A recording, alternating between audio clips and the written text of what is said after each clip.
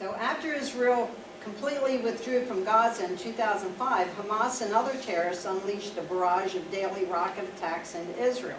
The city of Sderot, or it's actually called Sderut, for example, 1 mile away from, it's less than a mile from the Gaza border, was hit by over 360 Qassam rockets within a 6-month period. That's why when Harold and I got there, there was a little yellow, looked like bus stop on every corner, and it was a bomb shelter. It went down underground, and you had 13 seconds to get to one. And David, the volunteer director of the town, when he was doing a walking tour around town with us, he pointed up that there was a shingle hanging out, looked like a tooth. He says, imagine getting a root canal and that thing going off. That's so cool. He says, that's practical living in Stu. Okay, in 2006, in January, Hamas, a named terrorist organization, was democratically elected, won the Palestinian election. In June, after crossing the border from the Gaza Strip, Palestinian militants attacked an Israeli army post. The militants, and I know you'll remember this name, the militants kidnapped Gilad Shalit, you know, the soldier they still have, and killed 2 IDF soldiers and wounded 4 others. Also in June, terrorists from Gaza tunneled into Israel, killing 2 Israeli soldiers and kidnapping 1. 2 weeks later, Hezbollah, supported by Iran and Syria, attacked Israel across the internationally recognized Israeli-Lebanese border, killing 8 soldiers and kidnapping 2, simultaneously launching a barrage of rockets against civilian towns in northern Israel. Harold and I were there for that. We went up there in Tiberias because here's Lebanon. We go all the way up here to this Golan. But they launched the rockets, and it was actually hitting the little shops and towns around the Dead Sea. I mean, the Sea of Galilee.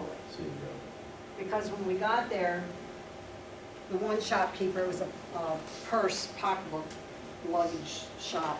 He was sweeping glass. He said, oh, the rockets, oh. They're so laid back on that thing. It's like, oh, okay. So, and that was a first that it went that far into Tiberias. Let's see. In July comes the conflict of the 2006 Lebanese war, when Hezbollah infiltrates Israel in a cross-border raid, kidnaps 2 soldiers and kills 3 others. Israel attempts to rescue the kidnapped, and 5 more soldiers are killed.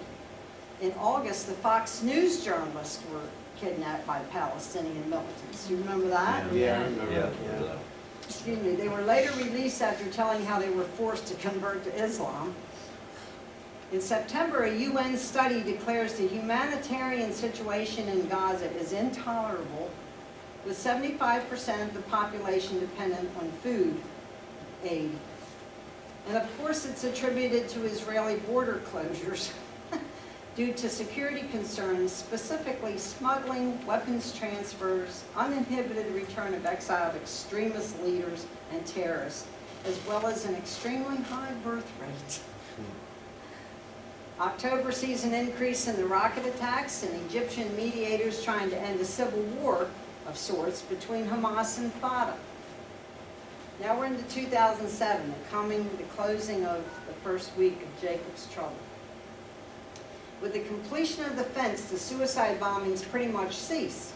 But a new barrage of fire started after Hamas fired thousands of rockets at Israeli communities and refused to renew a 6-month truce. Since that time, there has been the Annapolis Conference, Tony Blair's efforts for a new peace plan for Palestinian rights, airstrikes, the smuggling Gaza flotilla raid. Remember that? When Israel stopped the flotilla? Oh, yeah. And they said, well, it's only onions and potatoes. And they uncovered it all. And it was like a room full of weapons. Oh, yeah. They showed it on television. The Itamar Massacre. Did you ever hear about the Itamar Massacre? It was the murder of 5 members of the Fogel family in their beds. Among the victims are 3 young children, including an infant. One older daughter had spent the night, and I saw the photographs. They won't show them here, but I saw them over there. The reason they show the photographs over there is so nobody has any doubt of the ferocity of these people, what they're capable of. But they're very, very graphic, which is why they won't show them here. They clean everything up here, blurred or whatever. But I saw it, and the older daughter had spent the night at a friend's house. And she came home the next morning, and she was the one that found the scene. These Palestinians had broke in. The father was laying in bed with the newborn baby in his arms.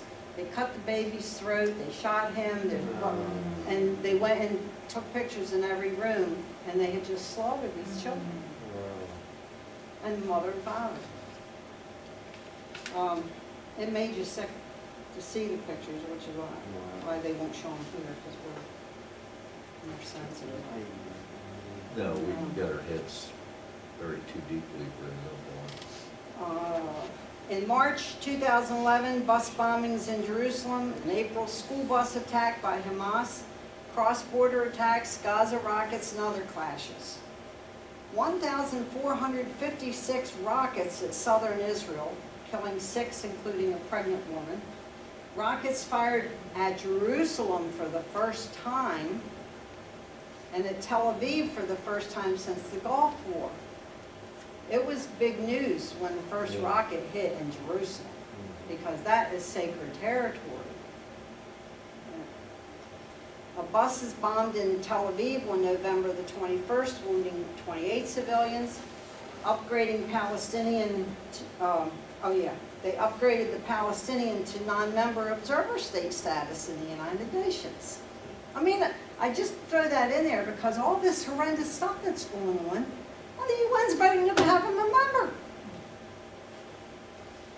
As well as International Day of Solidarity with the Palestinian people, and a vote on the future government of Palestine. You want to know the vote for that one? For, 138, absent, 41, and against, 9. Israel Security Agency concluded in 2012 the number of terrorist attacks in the West Bank rose from 320 in 2011 to 578 in 2012. During that same year, 282 attacks were carried out in Jerusalem compared to 191 the year before. So it's increasing and increasing and increasing.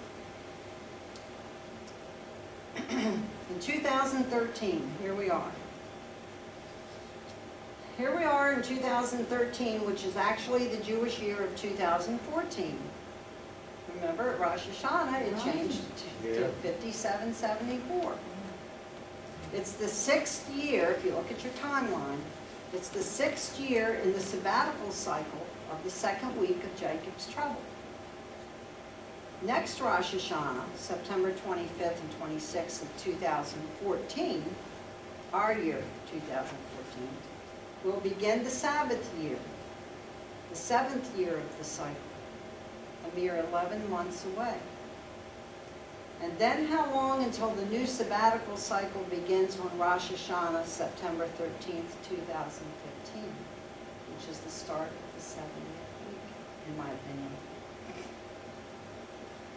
As the TV ad goes, I had to put this in there.